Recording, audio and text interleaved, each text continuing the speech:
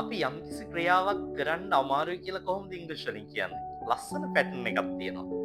It is difficult කියලා පාවිච්චි කරලා to කියන ප්‍රිපොසිෂන් එක අපි පාවිච්චි කරනවා. ඔන්න බලන්නකෝ දැන් ලියන්න අමාරුයි. කොහොමද කියන්නේ?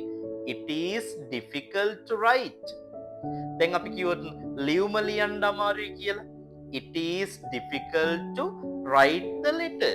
It is difficult to write the letter. තේරුම් ගන්න අමාරුයි කිව්වොත් it is difficult to understand. ඒව තේරුම් ගන්න අමාරුයි නම් it is difficult to understand her. යන්න අමාරුයි. It is difficult to go. එහෙ යන්න අමාරුයි. It is difficult to go there. එහෙ කියලා කියද්දී there.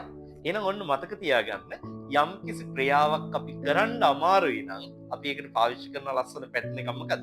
It is difficult.